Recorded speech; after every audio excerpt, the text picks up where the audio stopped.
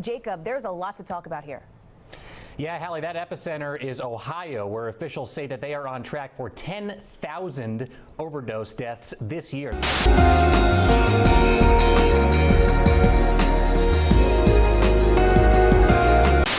There you go. Hey, you're okay. You're okay, my man. You're okay. You're okay. Good.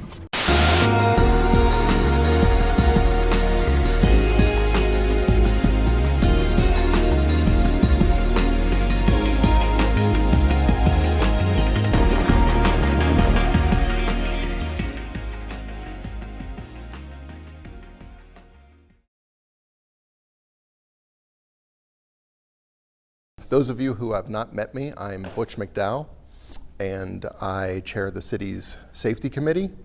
And just want to give you just a very brief overall about why we're here, what this was about. Originally, in the safety committee, we thought about last year running sort of like a theme through this year, through all the departments, rather than having everything be so individual. And the idea of doing an opioid presentation came up. So when I presented that to Adam, he reviewed it and said, you know what, this is probably important enough, we need to push it out to the rest of the, to everybody, and not just keep it warehoused inside of the safety committee. So that's what we're doing today.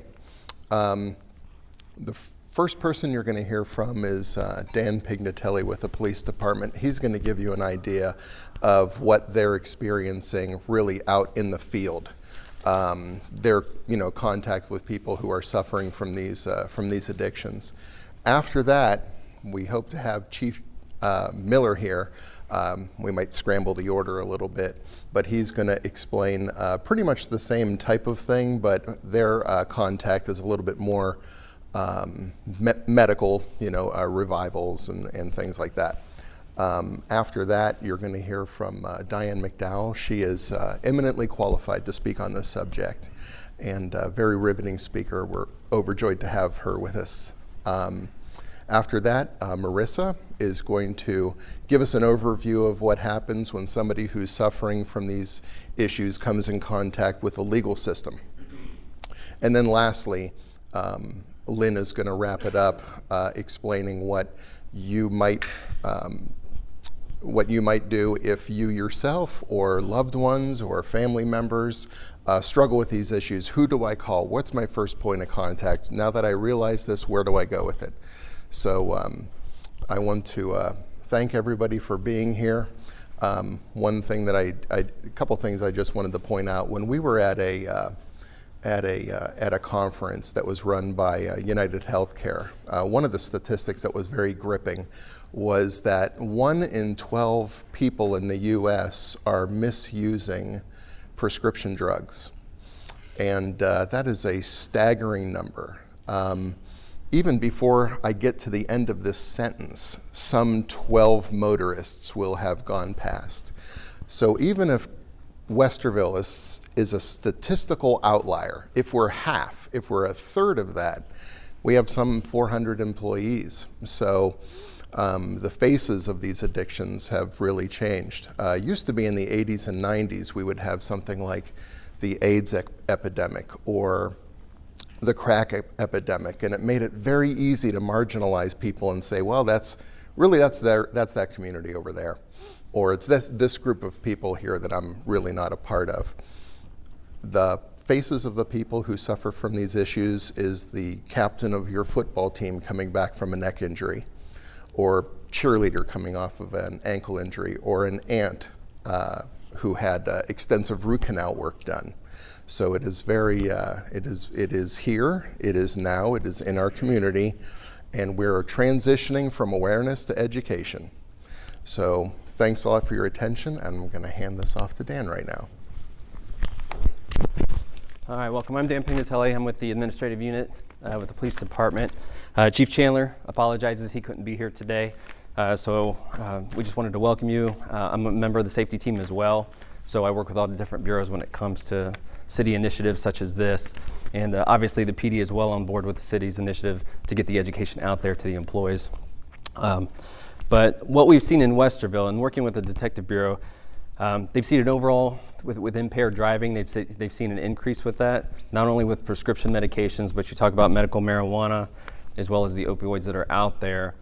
Some of the cases that they've had as far as seizures, anything from cocaine, about 500 marijuana plants to about $90,000 in cash, drug-related forfeitures that they've seen. But the point that Chief Chandler was making, that it's put a tremendous impact on our resources as the police department. And we have one detective that's assigned to the DEA task force. We also have another detective that's assigned to the Delaware County Drug Task Force. But as far as the rest of the detectives, we don't have necessarily a narcotics detective, but they do work drug-related cases, and they stay very, very busy. And I know Detective Lechty was very active on the street, was very in tune with these types of crimes, made a lot of traffic stops. And so when he got into the Detective Bureau, he started working those cases naturally. And some of his statistics are, since November 2017, that was his first drug overdose investigation, homicide investigation that he conducted. But he has said since that date, there's been about 16 other overdoses. And what they try to do when they work these cases, if they're able to get the person to recoup, they don't necessarily charge them. They're trying to get information about the dealer.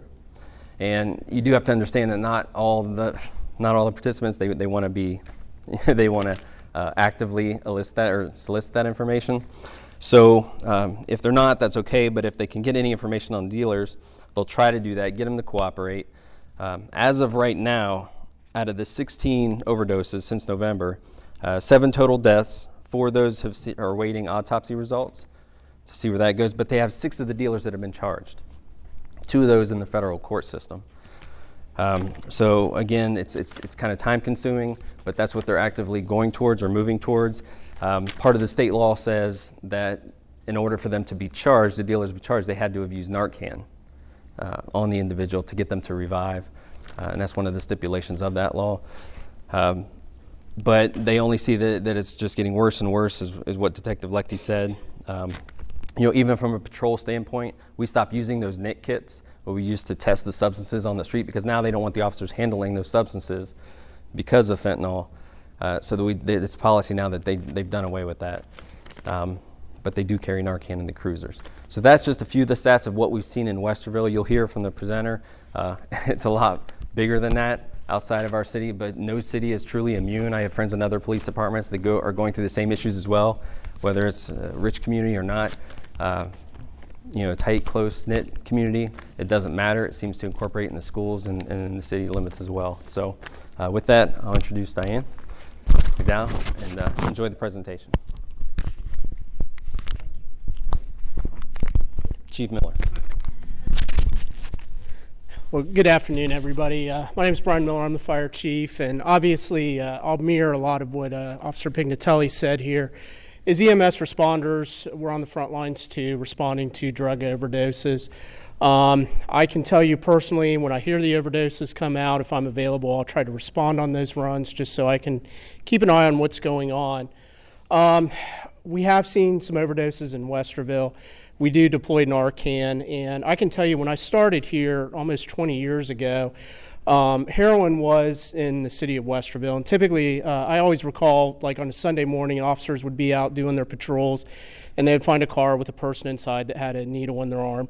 They call us, we come over, and we get into the car, and then we give them Narcan. And one thing we had to be careful with Narcan was when we gave it to them, we were bringing them in off their high, and they'd become very combative with us. And so we had to be pretty prepared for it before we gave it. So fast forward, it kind of went away for a little while. And I taught at Columbus State in the fire science program, and a lot of my friends over in Worthington, they're like, hey, you guys seeing heroin? And I said, no, I haven't really noticed it yet. And it was like a wave coming across the community. And it was about 2 weeks later we had our first heroin run. It was actually the last run as I was a paramedic before I got promoted up to chief fire marshal.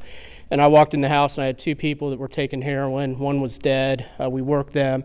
And the other one I gave Narcan to. She was passed out with her head in a cereal bowl. And we got her back. So that was when I noticed it's back. And this time, it wasn't just back as heroin, it was also back mixed with fentanyl, or you may have even heard of carfentanil. And because of that, we're now finding where we only gave 1 dose of Narcan, now we have to give 2, sometimes even 3. And some of my friends in Columbus will tell you sometimes up to 5 vials of Narcan to get somebody back. So I'm not going to be crazy and tell you that it's not here in Westerville.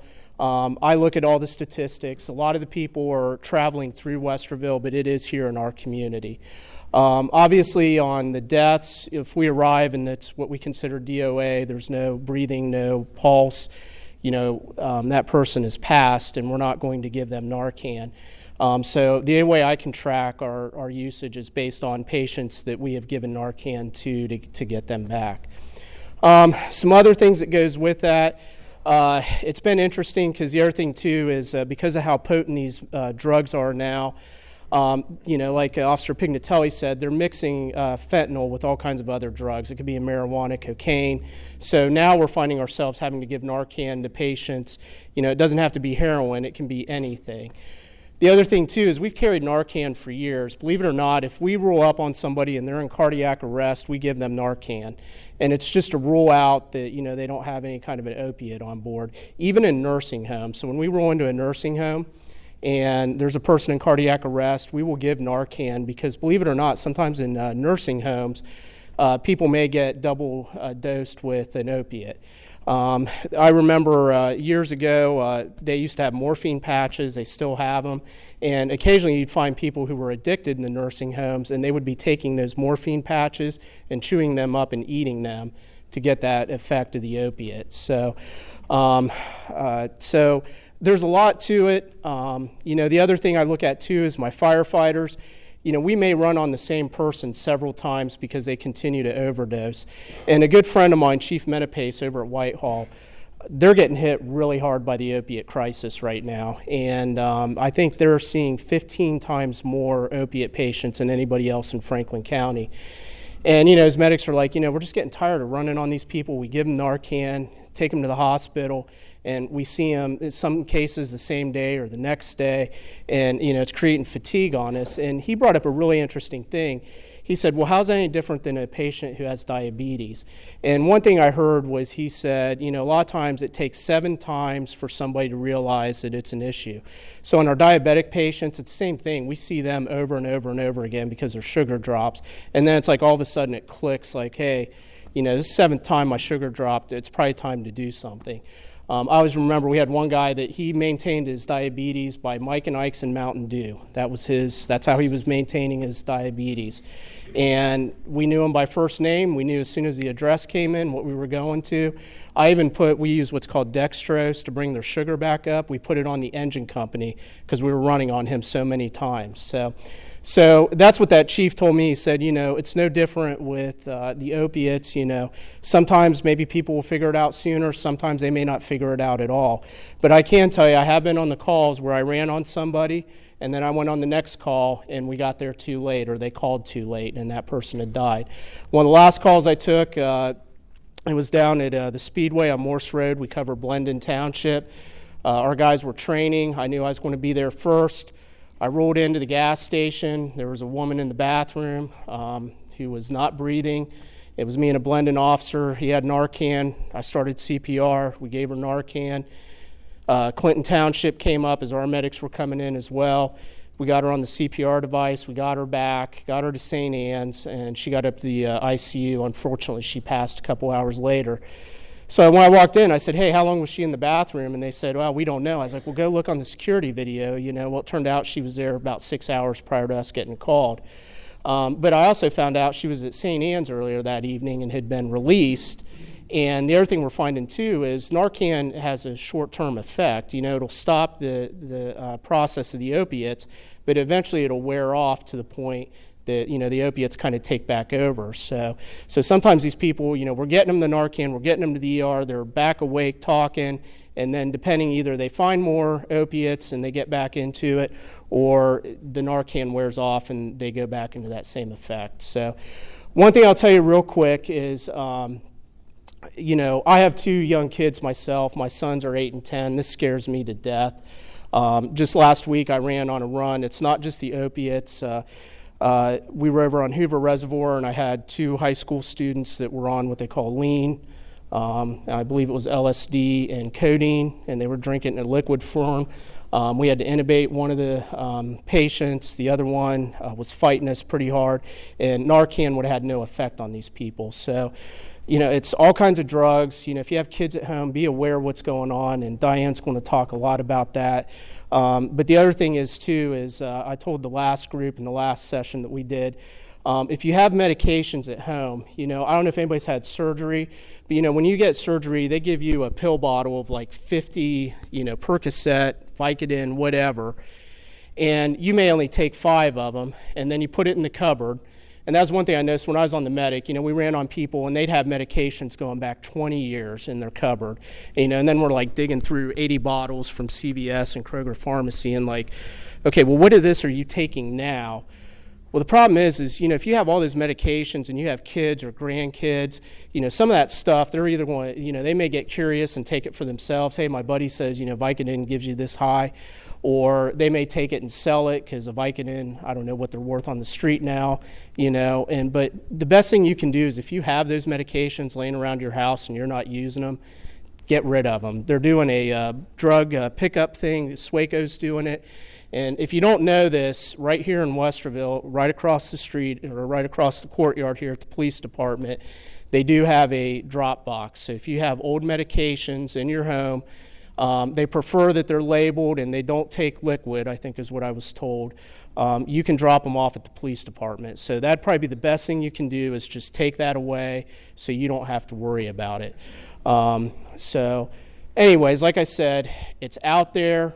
The more you're aware of it, I think we're all aware of it, but it is here in Westerville, and that's one of the messages I hope you take away from today. And then the other thing is too, and Diane is going to do a good job of explaining, if you see something in a coworker, family member, friend, the earlier you can identify this stuff and try to get them help, the better it is for all of us. So with that, I'd like to introduce, this is Diane McDowell, a good friend of mine. She has done management training for over 20 years. She worked at Ohio Health for a number of years. She's also a certified BWC to teach drug awareness and has a lot of good things, and she has a great presentation. I saw this last week, and I just ask that you guys give her your attention. Real quick, does anybody have any questions for me? All right, I'm going to turn it over to Diane. You guys take care. Thank you.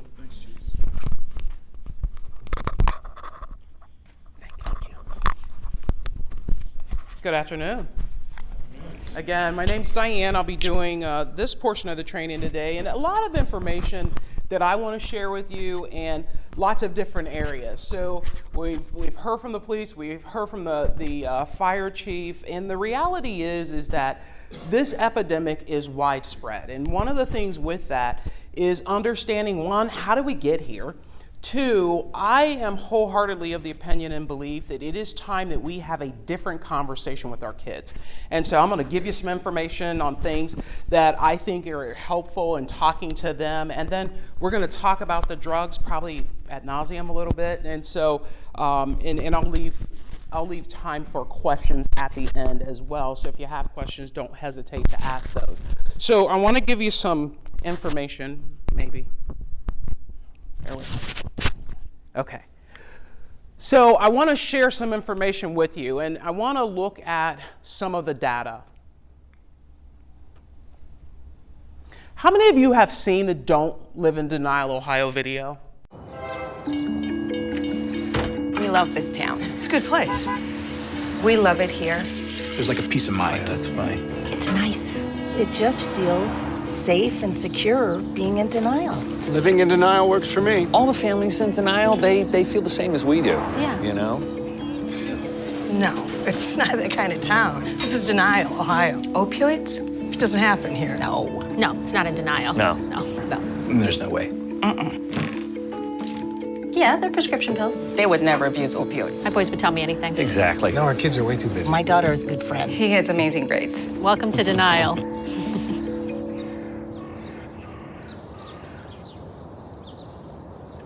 He's not going to look for him. Yeah.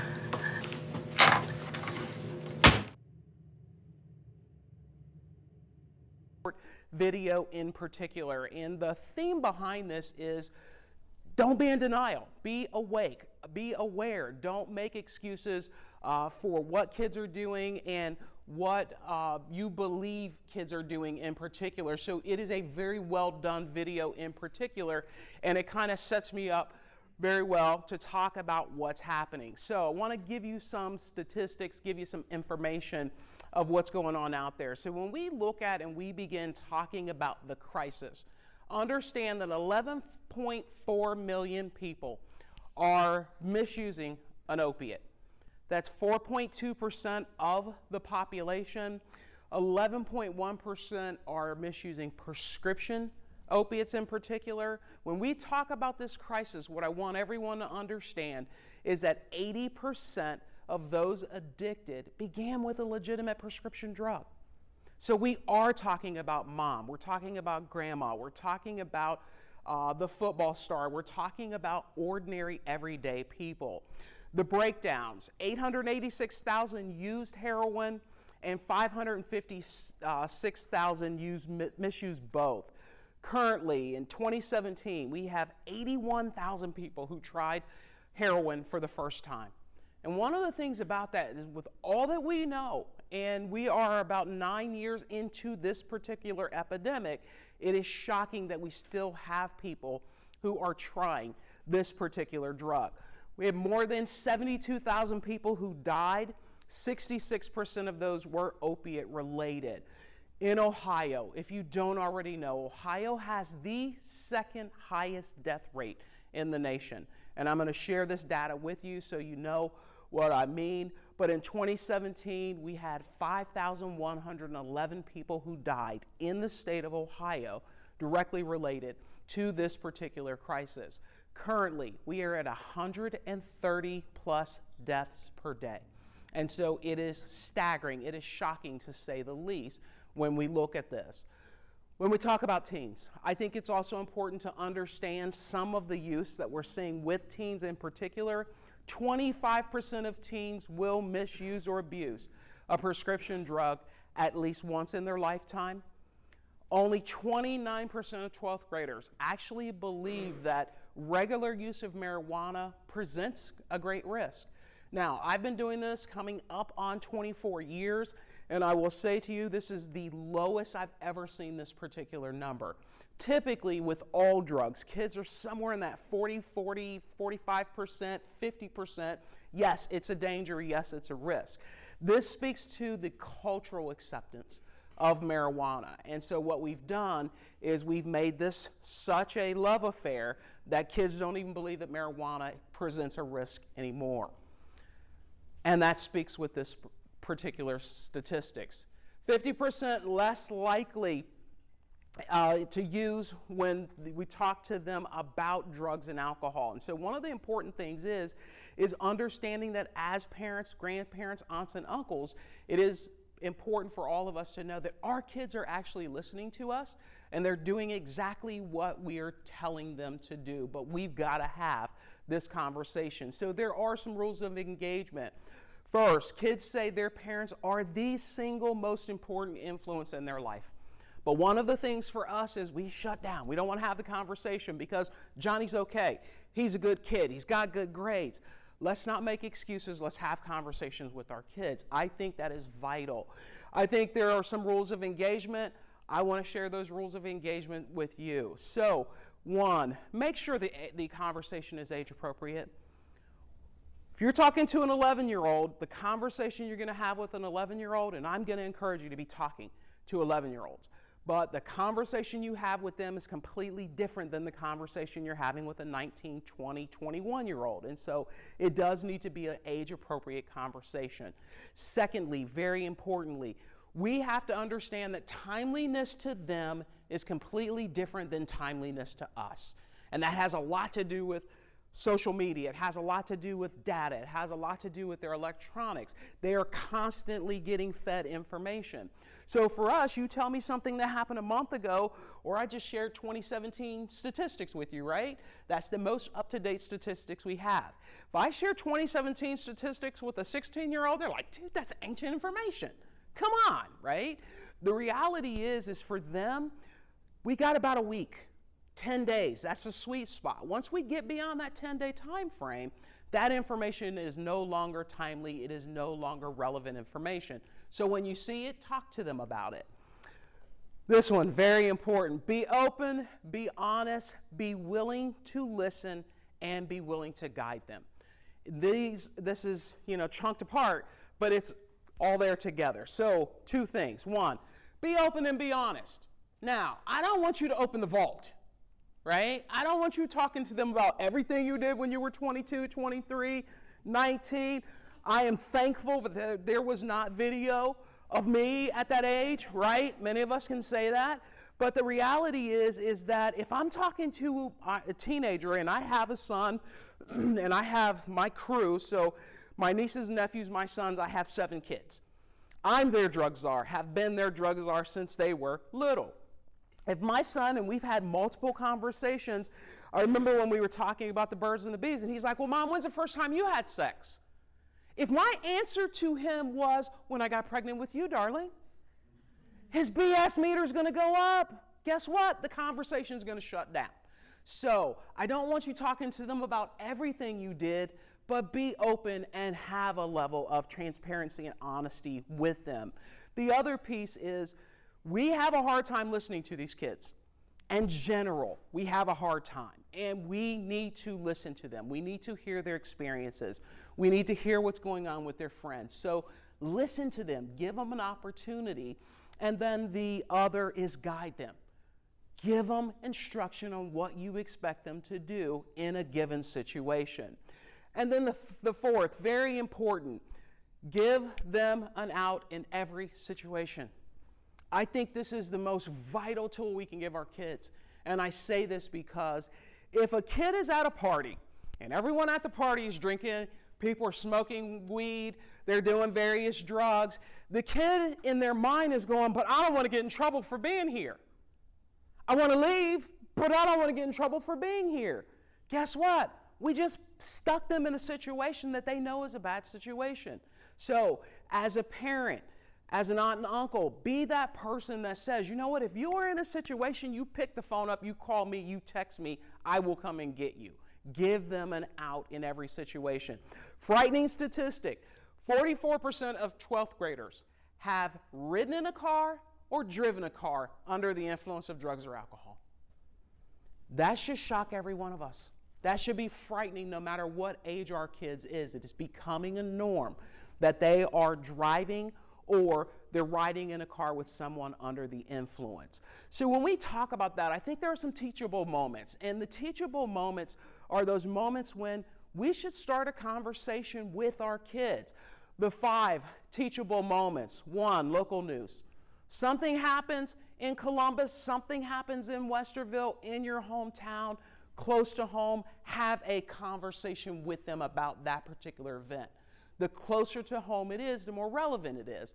So I can talk to them about overdoses that happen in Cleveland, but when I talk to them about overdoses that happen 1.5 miles away from where we live, that's more relevant information. So lead in with that information. Second, very importantly, we see movie stars, celebrities on the news all the time. Domestic violence, drinking and driving, disorderly conduct, checking themselves into treatment. Guess what?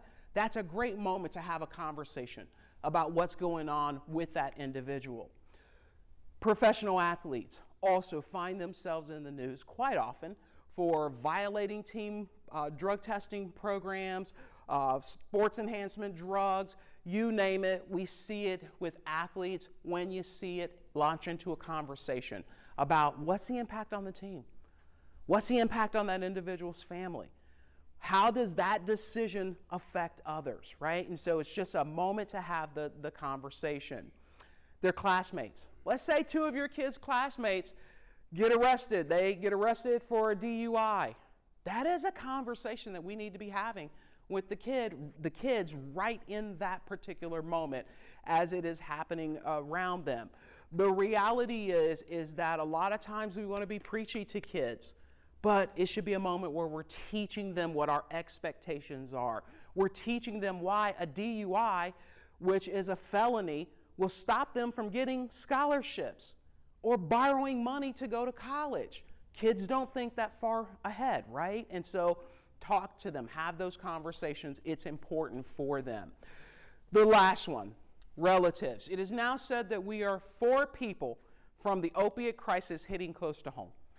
And so if it is close to home, whether it is heroin, whether it is alcohol, whatever the drug is, talk about the impact that that person's use has on everyone in the family, not just the person who is using. I always like to describe this. If I had a glass, it was full of water, and I slammed it on the ground, or a water balloon, I slammed it on the ground, I'm going to get splashed. I'm going to get pieces of the balloon or glass on me. But the truth is, anyone that's around me will also get splashed. They may also get cut as well. That's the way addiction affects people. It doesn't just affect the user, it affects everyone around that user. Now, I will give you a caveat on this. The closer they are to this relative, the more shut down they will become. And the reason for that is when you hit the emotional nerve, what our kids do is they shut down. They don't want to talk because it's a painful conversation. Not that they're not listening, but their level of engagement will go down. And so that's okay, but we still need to have this particular conversation. I want to talk about the opiate epidemic, and I want to give you a bird's eye view of what's happening, some how did we get here information, and then we'll launch into the other drugs. So some 2017 statistics. First and foremost, prescription drug overdose is the leading cause of accidental death in the United States. It has been. It surpassed automobile accidents in about 2008, and it has continued just to soar up from there. With that, 67.8% were involved, opiates in particular. The breakdown of that, traditional painkillers, 14,400. When we look at heroin, it was involved in 15,400, and synthetic opiates, 20,100 overdoses as a result. So to be specific, we have a synthetic opiate crisis in particular. Again, we are at 130 deaths per day. Now, I think it's also important to know where we are from a standpoint of the states and where the deaths are actually happening. So West Virginia is leading the nation. The median number for the country is 21.7. That is up from 19.8 with the 2016 data. West Virginia is at 57.6, almost 3 times the national average.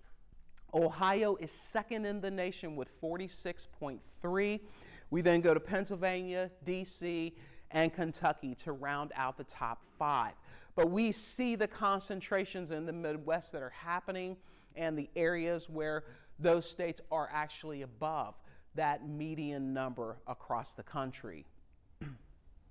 So when we talk about Ohio, I want to break down the numbers, kind of comparing those to the national numbers, but in 2017, we had 5,111 deaths that occurred.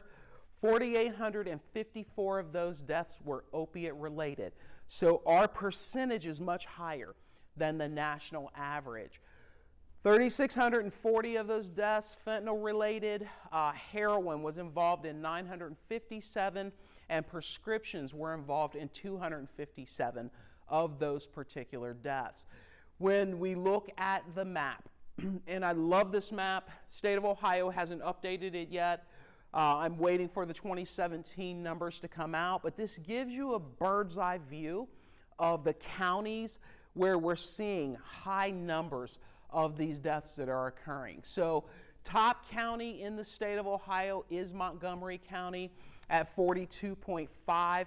I am certain that when the 2017 data comes out, they will be well above the 50 crude number.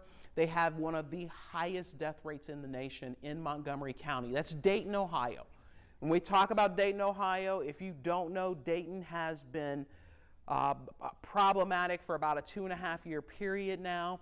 There's a lot of conversation about why, but one of the things about Dayton is if you look at 75 and you are headed south, what do you hit? What's the next big city? Detroit, right? So when we talk about, well, there's a couple, before Detroit, but the next big drug city is Detroit, right? So when we look at Detroit, The drugs coming in from Detroit, up 75, is believed to be one of the issues with Dayton. Now, there were pill mills there. People were addicted to the prescription pills, and so that didn't help the issue or it enhanced the issue. But Dayton has one of the highest numbers. Brown, Butler, Claremont County are fairly small, so the number of deaths keep their crude number pretty high. Let's look at the big three. Hamilton County, Cincinnati at 30.2. With 1,422 deaths, Cincinnati has climbed, and I think all these numbers are going up as we speak. Cuyahoga County, Cleveland at 23.4 with 1,774 deaths, and that's Cleveland, and then Franklin County, Central Ohio at 18.3 with 1,385 deaths. What I can say without pause is that number has changed. When 2017 data comes out, Franklin County no longer is in that 18 crude number. We have seen the influx of the heroin crisis in Central Ohio. About 6 weeks ago on the west side of Columbus, and west side of Columbus is one of the problem spots, but there were 6 overdose deaths that occurred. There were additional 2 that died that day, so a total of 8. One was in Reynoldsburg, the other one was in Gahanna. What they don't say is that for every one person that dies, there's about 5 people who were revived with Narcan. So if we take every number and multiply it by 5, it changes the perspective overall. And so it is problematic. We do expect Franklin County to go up drastically. When you look at Franklin County, though, and you compare the number of deaths, it's 1,385 to the 1,422 and 1,774 in Cleveland, most people think, well, then why is our crude number lower? Well, one thing about Franklin County that most people don't recognize, Franklin County is the biggest county in the state, not only by size, but also by population. It is said that you could fit Cleveland into Columbus 3 times, by population and by size alone. And so the 1.2 million people that live in Franklin County is the new estimate, compared to the 460,000 people that live in Cuyahoga County, changes that number drastically just by population. So when we look and we talk about this, I want to give you a bird's eye view. So 80% of the abuse and addiction for opiates began with a legitimate prescription drug. Doctors in Ohio wrote 750 million prescription opiate pills in the course of 1 year. That is enough medication for every man, woman, and child in the state of Ohio to get 65 pills each. So they were overprescribing medications.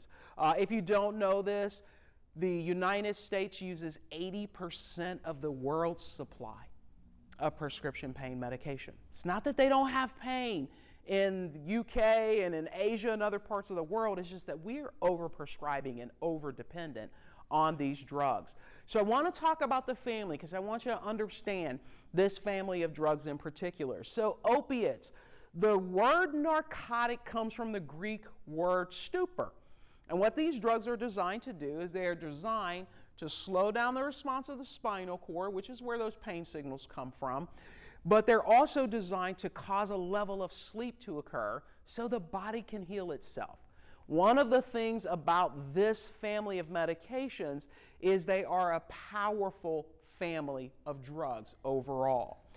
When I look at this family, heroin's the father of the opiate family. And what a lot of people don't realize about heroin is that heroin was created by Bayer in 1898. And Bayer created heroin. It's directly derived from morphine. What they believed they were creating was a more powerful controlled drug that was less addictive than morphine itself. What they found out pretty quickly was that they had created the most deadly drug of its kind and addictive. One of the things about heroin in particular is understanding that heroin was used on humans legally in the medical world. Primarily, they used it on tuberculosis patients. It became illegal fairly quickly, but that's what the drug was actually designed for. So if heroin had 2 twin sons, The twins would be morphine on one side, which heroin is directly derived from, and OxyContin on the other, which is actually only 2 structure molecules different than heroin itself. If we look at all other pain medications in the opiate family, whether it's Narcos, Percocet, Vicodin, fentanyl, codeine, you name it, the whole litany of drugs are either synthetically or directly derived from one of those twins. So what happens is people begin, we'll go back to what I originally said, with a legitimate prescription drug. They are then begin using more and more of that prescription drug. Prescription drug abuse becomes very expensive very quickly. $100, $200, $300 per day. When that becomes unobtainable, they reach to the father of the family. Now, there's another change that happened with heroin. I'll just talk about it quickly. Chief talked about it a little bit. But one of the things with heroin, if you looked at heroin in the 70s and 80s, when heroin was a drug that was shot up, the primary user of heroin were older males. Females, teenagers don't shoot up to get high. So the level of use they will transition to, but it is not a natural level of use for them to begin with. When the Mexican cartel saw the phenomenon of the pills and the dependency on prescription drug abuse in the United States, they created a new form of heroin called black tar heroin. Black tar heroin is a more potent, smokable, chewable form of the drug itself, and one of the things about black tar heroin is it's what changed the face of heroin users, because now it's widespread. So we've got people in the suburbs, people in rural areas, users are younger and younger than ever before. A friend of mine who works in the DEA said we now don't have a high school in the state who hasn't dealt with heroin directly on their campus. So it's a cheap drug. $12 to $15 is all it costs in the state of Ohio. And so in Columbus. So one of the things with that is understanding that if I'm going to do OxyContin, $100 a day, dude, I'm going to switch over to black tar heroin, which will probably only cost me about $20 a day. Much cheaper, readily available drug across the board. So that's a bird's eye view of what happened, how we got here. I want to talk about the drugs. But first, let's talk about the choice to use drugs. We talk about choices. Understand the drug and alcohol use is a choice. We make hundreds, if not thousands, of choices each and every day. As you drove to work this morning, you decided whether to drive faster than the posted speed limit. You chose whether to cut across the gas station parking lot, or you chose whether to stop at the stop sign or the stoplight to avoid traffic. All of those decisions are based on an assessment of risk. Am I going to get caught? Am I going to get a ticket? Is this dangerous? Will I have an accident? Too often when it comes to drugs and alcohol, the people who choose to use do not possess an adequate amount of information to make an informed or appropriate decision. It is a sad but true fact, but many of us know better the rules of the road than we do about our bodies in making healthy choices. When you ingest a drug, whether it's alcohol, marijuana, cocaine, or any other drug, you affect a change on the body and the brain. The most vital part affected is the brain.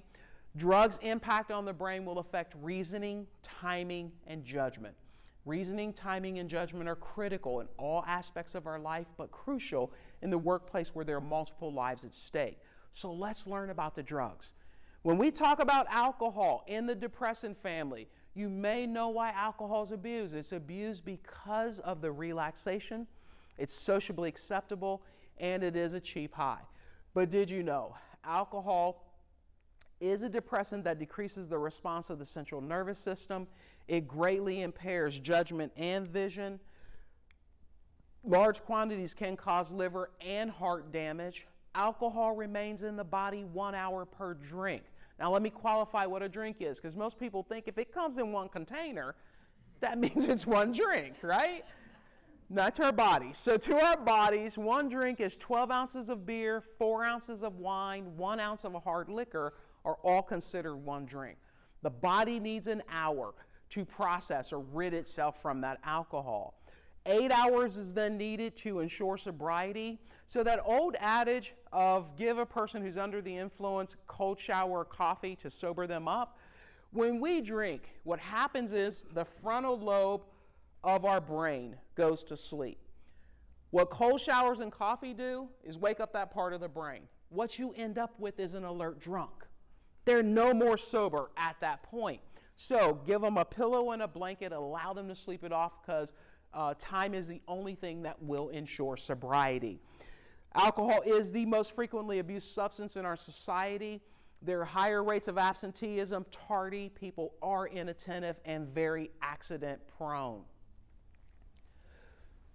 So when we look at alcohol, understand that there's an estimated 500 million workdays are lost each and every year due to alcoholism alone. 60% of the burns, 40% of falls, 40% of fatal highway crashes, 40% of all suicide attempts, 54% of all violent crimes, 60% of all emergency room admissions, and 80% of all domestic disputes are alcohol related. On average, about 100,000 people a year die in the United States that's directly attributed to alcoholism alone. Always goes back to alcohol. One of the things with that, I want to give you a side note. So when we talk about alcohol and we look at alcohol, understand that one thing that people do that is dangerous is at the end of a night of drinking, they will reach for a pain reliever that will reduce the effects of the hangover the next day. If the active ingredient in that pain reliever is acetaminophen, it is a cocktail for disaster. Two biggest makers of acetaminophen, Tylenol and Excedrin. Sorry, but I now need to fix my glasses.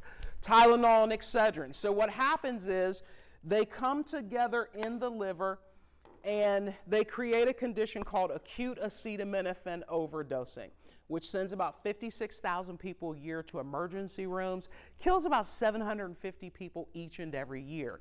So no combination of acetaminophen and alcohol should ever be combined. One of the other most devastating bad decisions people make is drinking and driving. One of the things I always say, and feel free to use this if you're talking to a teenager or just in general, when the conversation about if you're okay to drive comes up, that conversation negates the fact that you should be driving. Sober people don't question that, right? I've never said to myself, I wonder if I'm okay to drive. No. It's only people who are drinking. So the conversation actually answers the question itself about drinking and whether a person should be driving or not. On average, when we take all the financial wrecking ball, the cost is about $10,000. This number has been revised a few times. I just saw a number that says it's probably closer to about $26,000. But let's take the conservative number and look at the insurance, the fees, the bails, the legal, all of that, and call it a $10,000 bill. One of the things about that and some of the sad facts, alcohol-related fatalities happen every 30 minutes. An alcohol-related traffic injury occurs every 2 minutes.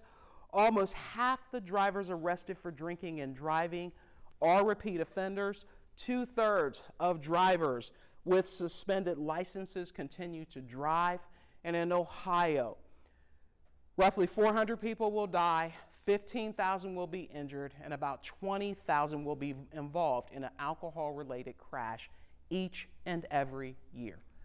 Right? So it's one of the things that it's just sad, and it's sad that it continues to happen. When we look at the health effects, we talk about the headaches, the mood swings, the panic attacks, lowered inhibitions, anxiety, depression, glazed appearance, blurred double vision, lack of concentration. We look at the increase in blood pressure, the overall health effect, lack of REM sleep. That is one of the biggest things with alcoholics in particular. They sleep, they rarely get into REM sleep, and on average they sleep for 15 minutes and then they come back up and they're awake for about an hour and a half. And so the lack of sleep actually deteriorates the body as well. Liver disease, including hepatitis and cirrhosis of the liver, loss of body heat, cold, stomach disorders, ulcers, cancer in the mouth, throat, esophagus, liver, colon, and breast are increased with alcohol consumption. malnutrition, muscle degeneration are all a part of the equation. One of the things I always like to talk about with alcohol is the lack of the lowered inhibitions. So let's just talk about that for half a second. When a person is drinking, well, let me back up. We all have thoughts that come to our mind that we wouldn't dare say out loud, right? It comes to mind and you go, yeah, no, can't say that. Shouldn't even have thought it, let alone say it out loud. So those inhibitions are there. What alcohol does is it strips the inhibitions away. When you see celebrities that say stuff under the influence of alcohol and then inevitably they get up the next day and they go, I didn't mean that. What I always say is you didn't mean to say that, but you meant exactly what you said. Because the truth is, alcohol is the absolute truth serum because the filters are gone. And so the reality is that people will say things, even people close to us will say things under the influence of alcohol and they're like, no, that's not how I feel. I was just kidding. You leave that there, right? They meant what they said. Cocaine and crack in the stimulant family. We talk about cocaine. You may know why cocaine is abused. It's abused because of the carefree feeling, the euphoria, the relaxation, and the feeling of being in power and control. But did you know? Cocaine is almost instantly addictive. Highs are reached in 4 to 6 seconds, but last less than 15 minutes. There is accelerated pulse, blood pressure, respiration, very high death rate. The more a person uses, the more they need to obtain their high. In the workplace, their mood swings, frequent but short breaks, uneven performance, they frequently cause problems with others. Absenteeism and tardiness are problematic. So side note about cocaine real quick. What a lot of people don't know about cocaine is cocaine has the longest standing history in the United States. My research goes back into the early 1800s.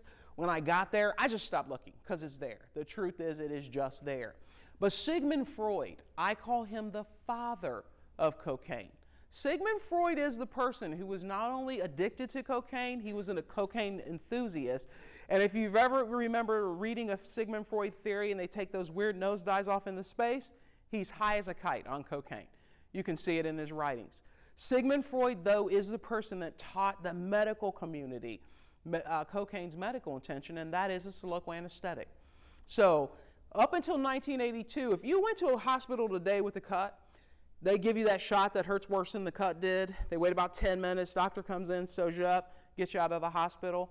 Up until 1982, if you went to the hospital with that same cut, the doctor would come in, sprinkle a powder on the cut. In the latter days, they'd put a gel on the cut. It would instantly numb up the site. They sew the patient up, get them out of the hospital pain-free. That was cocaine. They didn't stop using it that way because it was addictive. They stopped using it that way because it was being stolen out of every emergency room and hospital in the country. One of the things about cocaine is some of the most violent crimes in the United States are directly attributed to powder and crack cocaine. So cocaine has two forms. Cocaine in the powder stimulant form, it is one of the most powerful stimulants found in nature. Overall, in Ohio, the trend was going down. We are now seeing it bounce back up. So cocaine use is trending back up. Lots of people had switched over to methamphetamines. We're now seeing that trend back to cocaine happen again. So both drugs are on an all-time high. One of the, well, not all-time, but they're trending up. One of the things you typically see is when amphetamine or methamphetamine use is going up, cocaine use is at a low. It's rare, and actually for me, I've not seen them both trending upward at the same time in my career. Crack cocaine is directly derived from powder cocaine. It is a cooking mechanism that yields the non-water soluble form of the drug itself. It's the smokable form of the drug itself. Crack gets the name from the crackling sound the drug makes when it is lit. When we talk about the health effects for the brain, aggression, paranoia, depression, irritability, sensory delusions, for the lungs, respiratory failure, the liver, it is fatal when mixed with alcohol, creates a condition called cocaethylene that causes the liver literally to explode. People die from that particular condition.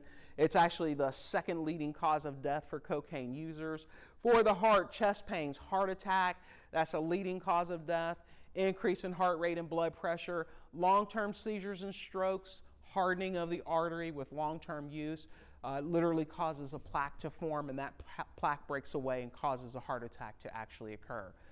The stomach, decrease in appetite, nausea, gastrointestinal complications, abdominal pain, and bowel gangrene are the health effects for cocaine. So amphetamines, in the stimulant family, you may know why amphetamines are abused. They're abused for the weight loss, the increased wakefulness, the exhilaration and high, the increased mental alertness. But did you know? They stimulate the central nervous system. They are highly addictive drugs, mood swings including panic attacks, heartbeat disturbances. Long-term use causes acne that resembles measles, dental problems, including the gums dropping to the jawline, teeth falling out at their root, hair and nails becoming dry, brittle, in part or in whole. In the workplace, they're agitated, talkative, and paranoid. There is erratic production, disregard for the rules. Side note about amphetamines, where did this drug actually come from? So, in the 1800s, Chinese herbalists would use a natural plant called maokong to treat breathing problems. Maokong became the standard across the board. And one of the things about maokong is as they identified the natural ingredient ephedrine, ephedrine became the drug that would then, is still to this day, used for cold formula, sinuses, and even breathing problems. As the natural supply was dwindling, there was an Eli Lilly scientist who created the synthetic version, amphetamines. That's where amphetamines actually comes from. So two sides of this family, just half second really quickly. There is the illegal side. Crystal meth, methamphetamines are in that family of drugs. We'll talk about that in a second. And then on the legal side, we're talking about drugs that are used for ADD, ADHD, weight loss medications are on the legal side. And then cold formulas, breathing medications are in that particular family as well. So when we talk about crystal meth, newest phenomenon, it's actually not that new, but it is called shake and bake. This is crystal meth production. What they do is they take, it's about 12 chemicals, starting fluids, sometimes gasoline.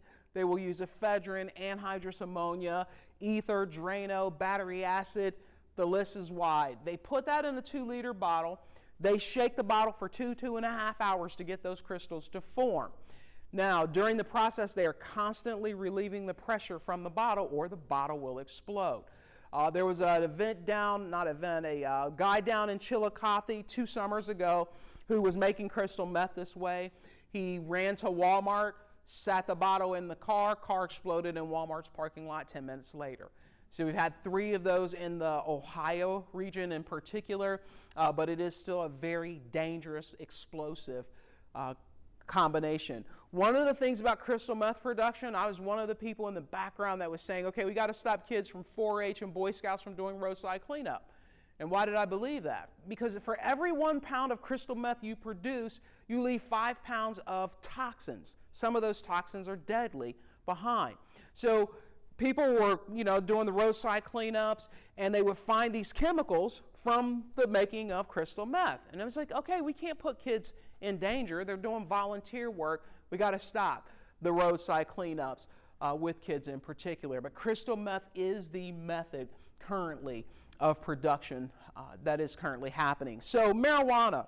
When we talk about marijuana, you may know why marijuana is abused. It's abused for the relaxation, the euphoria, and it's sociably acceptable. But did you know?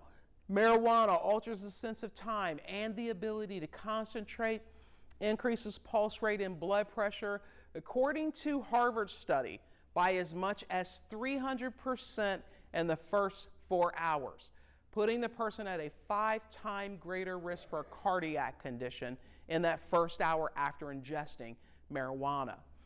It rapidly changes emotions, causes erratic behavior, hallucination, fantasy, and paranoia. In the workplace, there's reduced attention span, short-term memory, reduced cognitive and motor function, reduced slowed reaction time, spontaneous laughter. I want to talk about marijuana, and I will start with this. I loathe and disdain this drug. That's pretty harsh, right? But why do I say that? Well, number one, I'm tired of smelling it everywhere in the world right now. It's just old, right? It's like you can't go anywhere without smelling marijuana. It's ridiculous. But the one thing for me, as a person who works in the chemical dependency world, I have delivered the news for many parents that their loved one is gone. I've met thousands of addicts in my career. I've never met an individual who began with, who was addicted to crack, who began with crack. I've never met a heroin addict who began with heroin. They always begin with one of the lesser drugs, and marijuana is prime. The younger the age of experimentation, the greater the statistical likelihood is that they will suffer from addiction in their lifetime. And so the reality is, we've got this cultural love affair with this drug, and we're literally killing a generation as we speak. And so for me, I loathe and disdain this particular drug. We are watching the wave of legalization happen with marijuana in particular. Currently, we have 33 states that have legalized for medical marijuana. We have 10 states plus DC that have legalized for recreational marijuana. It is very important for all of us to understand. Federal law says marijuana is an illegal drug. And when we talk about marijuana, it's important also to understand marijuana won't work here. And it won't work here because it remains a drug listed as a Schedule I narcotic under the Controlled Substance Act. It remains unacceptable for employees to use, possess, or distribute marijuana, even with the recommendation from a physician under Ohio law. Positive test for marijuana is a violation of the drug-free workplace policy. Critical piece that I do want to talk about here, because there's a lot of misinformation that's happening with a drug called CBD oil. And we're starting to see it sold everywhere, and people are using it. And over the course of the last 7 to 8 months, I've started seeing drug tests pop up for people that are using CBD oil. So I want to talk about this because I want people to understand that it will cause a positive drug test. So there are 2 species in the cannabis family. One species, the female, is marijuana. The male is hemp. When we talk about the 2 sides of these species, understand one, hemp is legal. It was made legal under the Farm Act of 2019. Hemp is typically used in the textile industry, it's used in automotive part production, and now in the health foods to extract the CBD oil. The difference between the 2, when you look at hemp has a 20+% CBD, where marijuana has less than 10%. If you look at THC in hemp is 0.3%. THC is what causes the hallucinogenic high to occur. So there is no hallucinogenic high that comes from the hemp side of this species. Marijuana is 25+% THC. So when we're talking about marijuana is still an illegal substance, it falls under the medical marijuana laws in the state of Ohio, and it is still considered an illegal drug. And it will show up on a positive on a drug test because of the level of THC that is in the plant itself. So what does that mean? If people are using hemp-based CBD, that's legal. If you are using marijuana, understand, one, that a drug test would pick it up, and it's a lesser product for what you're trying to get the CBD from anyway. Does that make sense? Because I get that call, I get that question all the time now. I'm like, let me just cover it. All right, health effects. The brain, anxiety, panic attacks, difficulty shifting and sustaining information, attention to change, memory, learning is declined, distorted perception for the lungs, daily cough and phlegm, chronic bronchitis and lung infections. For the heart, bacterial infections, heart valve damage, respiratory illnesses occur, increase in heart rate and blood pressure. For the stomach, risk of ulcers, damage to the stomach lining as well. A couple more drugs. For the opiates, you may know why they're abused. They're abused for the euphoria, the pain relief, and they induce sleep. But did you know Prescription drug abuse accounts for 90% of the narcotic abuse in this country. Narcotics are found in pain relievers such as cough syrup with codeine. There is a detachment from physical and emotional pain, very high rates of constipation. In the workplace, they're unable to think clearly, loss of interest in physical appearance, low motivation, absenteeism, and tardiness are problematic. Again, we've talked a lot about the side notes for this drug. One of the things I will say about heroin is regardless of age, race, economic standing, rural, suburban, urban areas, it is one of the most highly addictive, deadly drugs of its time. What I always say about this is heroin is an equal opportunity destroyer.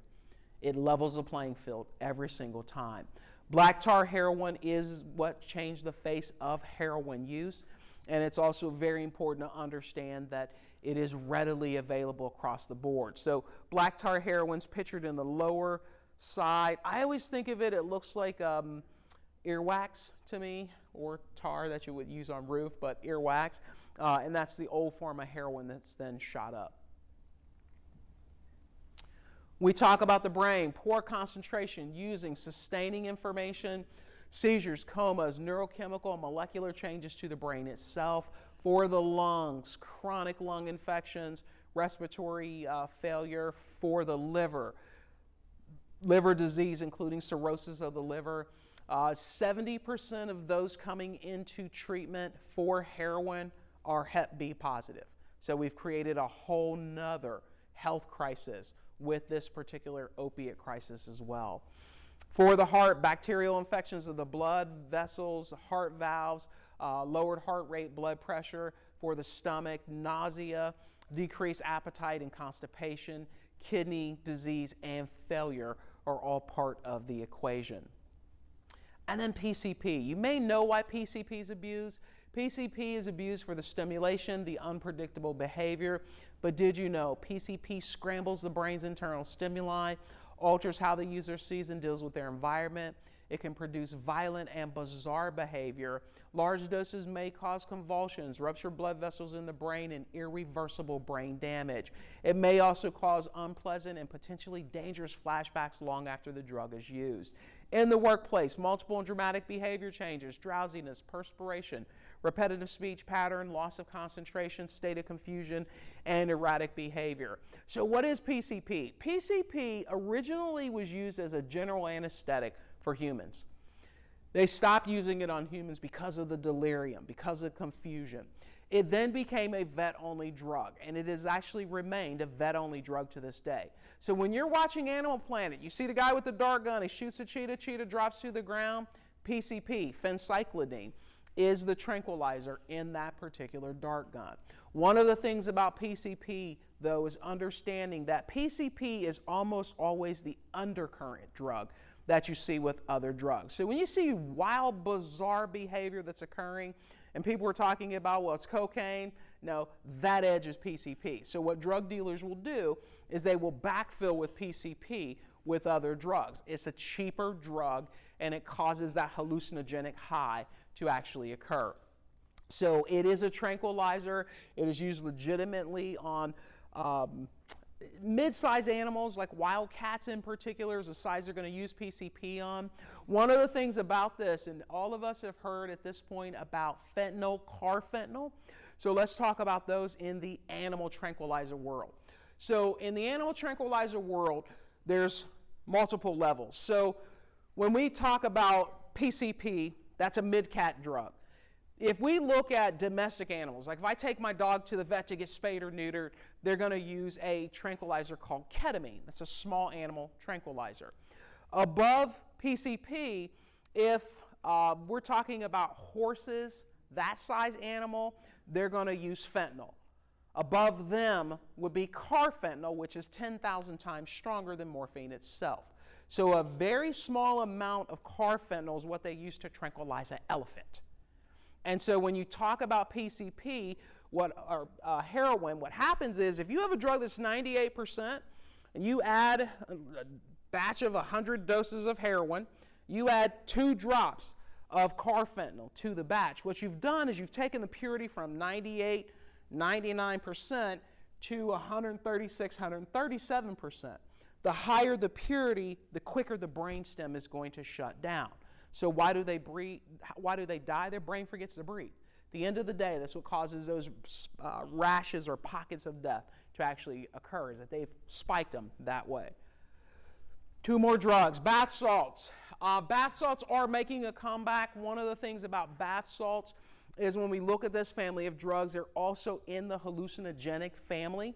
One of the things with this is that these particular drugs, when you see a person running down the street butt naked in 12 inches of snow talking about their bodies are on fire, that's bath salts, right?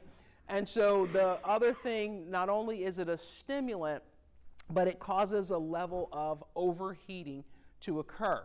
It's a cousin drug to ecstasy, MDMA, and it actually has an extra hallucinogenic and stimulant drug inside of it. So emotional, physical, crash-like states that actually occur, reactions to everything with this particular drug is extreme. Bath salts are back on the rise. And then last drug, mollies.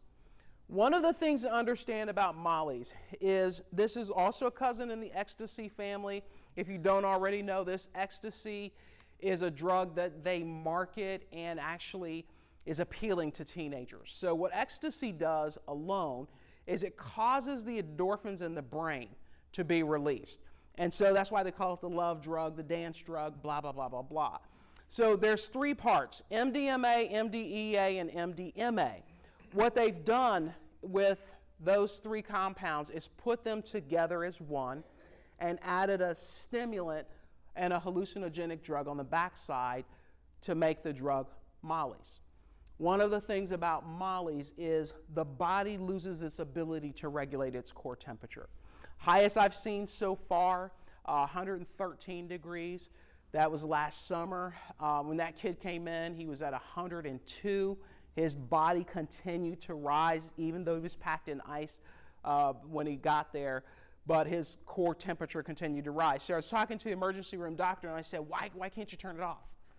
And he said, well, if I went to your thermostat, went over to the thermostat right now, turned the furnace on, and I turned it up to 98 degrees. Once the furnace cranks up and starts running, if I take a sledgehammer and break the thermostat off the wall, how are you going to shut the furnace down? It's a good question, right? And he said what's happening is they're literally breaking the body's thermostat with this particular drug. And it is catchers catch can whether we can stop it or not. So the health effects for all the hallucinogenic drugs, ecstasy, LSD, PCP, even marijuana, falls in this side of the hallucinogenic family. So for the brain, headaches, confusion, sleep problems, anxiety, panic attacks, increase in body temperature. For the heart, increase in heart rate and blood pressure, loss of appetite, nausea, vomiting, stomach bleeds, ulcers are very common. Most of the time, the cause of death for these drugs is the risk-taking behavior that goes along with it. So it's the falls, the slipping, the drowning, the crashing of cars that will kill people in this particular category of drugs. So we've talked about a lot. I'm going to say this, and I'm going to turn it over and stop talking, I promise. So when we talk about substance use and abuse is dangerous. And one of the things to recognize is when we believe that a person is under the influence, what that actually looks like. And these are just the various signs: people turning blue, not able to breathe, problems with vitals, pulse, respiratory, heart rate, cold, clammy skin, spike in body temperature, flu-like symptoms are common, abdominal cramps, stomach pains, nausea, vomiting, diarrhea are all common in the detox or withdrawal process. Sleepiness and confusion is very common. One of the things with this, and Chief Miller said this, but I want to echo this again. Lots of people are talking about Narcan, and Narcan has been around for a long time, probably the last 30 years or so. I am not a fan of Narcan being in the hands of lay people. And the reason I'm not is not because I'm worried about mom who's trying to revive her son or daughter who's addicted to heroin. My problem with it is this. If I have a person who's addicted to heroin, and me, say I'm the person that's addicted, and my buddy is with me, and he has the Narcan that he got from the pharmacy. Guess what? More risk-taking behavior is going to occur. They're going to shoot up more and more. The problem with this phenomenon is, while it's great because it'll potentially save the person's life, Narcan is a very short-acting drug. 15 to 20 minutes is all you get. So what happens is if my buddy uses a Narcan and I wake up, whew, we're safe. No one has called 911. When the brain reverts and goes back to sleep, there's not going to be getting that person back. So it actually, I think, spikes the rate of death that's actually occurring. We call 911, police are going to respond. They're almost always first on scene, and then we're going to see EMS and firefighters come in, and then they have the ability to brief for that person. And so there's a lot of it out there, but as Chief said, they're using 1, 2, 3, 4 times the amount. Up in the Cleveland area, some of the fire departments are reporting 6, 7 times the amount of Narcan being used. That speaks to the potency of the drugs. It speaks to the addiction and the ongoing problem we're seeing with this particular crisis. All right, real quick, questions for me? Nothing? Really? All right, you're up.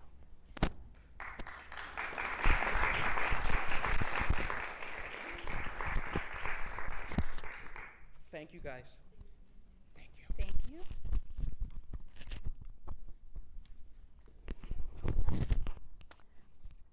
Okay.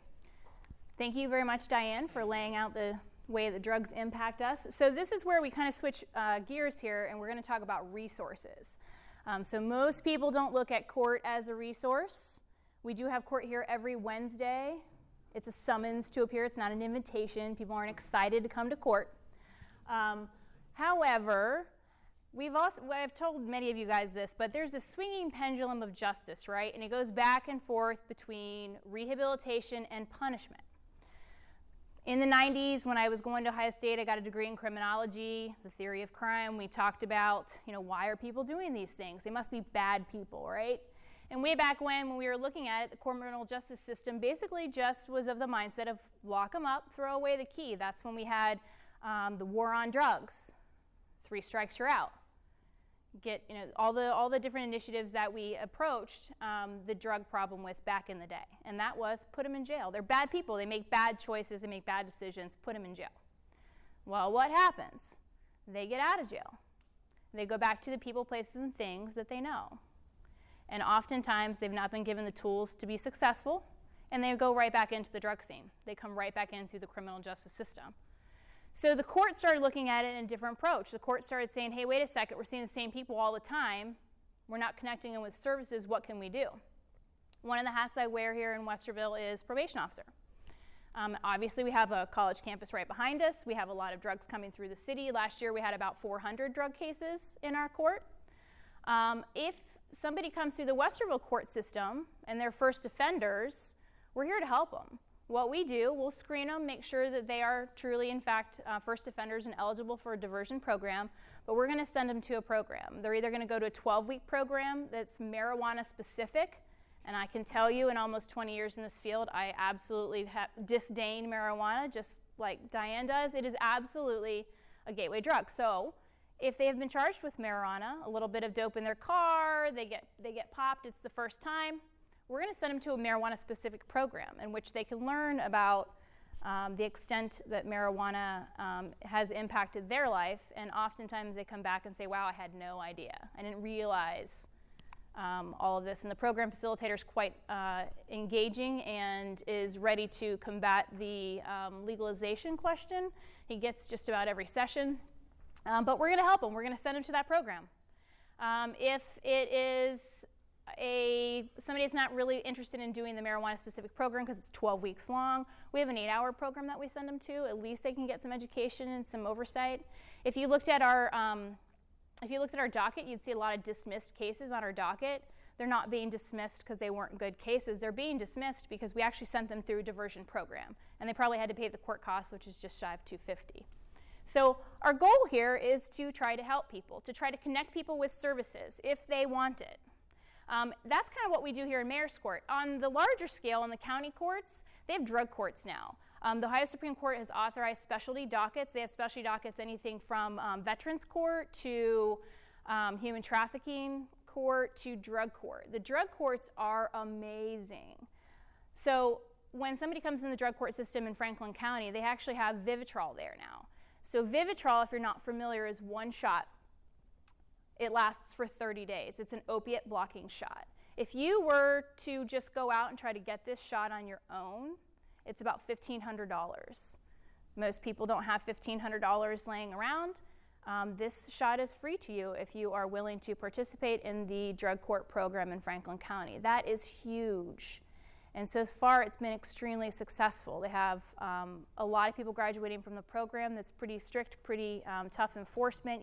There's a radius in which you are not allowed to go back into the community that you would frequently go and buy drugs.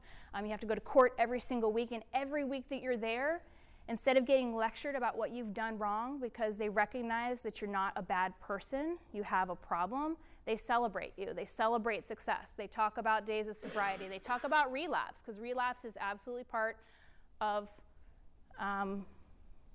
rehabilitation.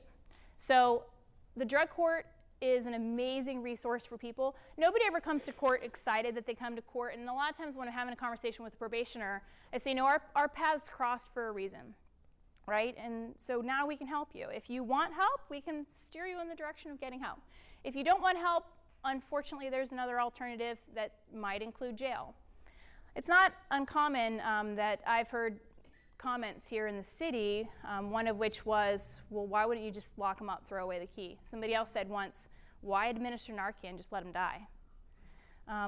Again, what we have found is these are not bad people. They just make some bad decisions from the beginning, the choices that we discussed, but they have a disease, they need attention, and we're here to help them. On the same side, or I should say on the other side of that, if you have a coworker and you recognize that maybe they don't look like the addict that we've described right here, maybe they're living with one. Chances are, with the 400 staff members we have in this city, we know addicts, right? I have a family member who's an addict, and it's crushed our family. It's hard. Everybody has a story, right? And so maybe we just need to listen to each other. Maybe we need to support each other. And if you recognize that person that's always tired, maybe they're not using the drugs, but maybe something the family is and they're draining them. Maybe they're always talking about how they don't have any money because addicts drain your bank account. So we want to talk about how we can help each other, how we can look out for each other, what to recognize if somebody on our workforce is using or in our family is using, but how to reach out and get some help. The court is certainly a resource, but that's where we want to pass it off to Lynn, and she can talk about all the resources we have available within the city. Thank you.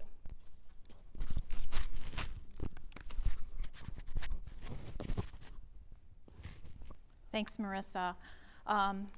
Big, long, heavy afternoon. I'm here to usher you out, but to give you some extra hope. A few weeks ago, maybe a month or so ago, Butch and I and some representatives from the safety team did attend a United Healthcare seminar on opioid abuse, and some of the things that your health insurance company is doing to help you and your family members who may be faced with an addictive situation. And I think there's some hope in that, and certainly you see the shift from a punitive approach to a helpful approach. And one of the things United Healthcare recognized is that a few years ago, when the opioid crisis first became known, workers' comp group and United Healthcare and a lot of the health insurers started putting pressure on the doctors not to administer so many pain pills, and they were cutting back, and they had to show the need for the opioid prescriptions. So what that did was take some people who had by now become very addicted to opioids and actually turn them into criminals. They actually had to go onto the street to find their fix. United Healthcare is now reversed their opinion on that, and rather than take away the opioids from the addicted family members, dependents on our system, they are actually turning them to other drug clinics, methadone clinics, to help them detox in a healthy way. And this is one of the ways that your health insurance company is helping us here. And when I say us, I mean the 430 full-time employees that we have. They also have stepped up EAP services for you. So there's extra guidance on locating therapies, counseling services, and there are 2 flyers on the back vestibule as you're walking out that if you want further information, here's what United Healthcare is doing to fight the opioid epidemic with prescriptions, and then the EAP if you know somebody, if somebody in your family is struggling. And like Marissa said, when we were getting ready to set up this training, the initial intent was, how can we help maybe our addicted coworker? And really the greatest odds are that those of you that are here today, you may not be the infected person. You are dealing with it in your families. Everybody that we've talked to in small groups have said, I have a cousin, I have a sister-in-law, brother-in-law. I met with a vendor this week who has a brother-in-law with a serious addiction problem. I myself had a stepdaughter, nearly tore our family apart. There are resources here. I know Marissa has said to me that St. Paul's has a group. There's a Nar-Anon group that meets down on Huber Village on Monday evenings. Totally saved our family. Okay, so find the resources, come to me, go to EAP. Whatever you do, please do not suffer alone. There's plenty of opportunity here to find help. With that being said, please reach out to HR. I want to totally embarrass somebody here, but I want to introduce you to Rachel, new in our HR department. Rachel's in the front. Raise your hand. This is her first week here, so please reach out to Rachel, Colleen, or I if ever we can be a help to you in getting you some resources. Thank you. Thanks, Marissa and team. Butch. Have a great afternoon.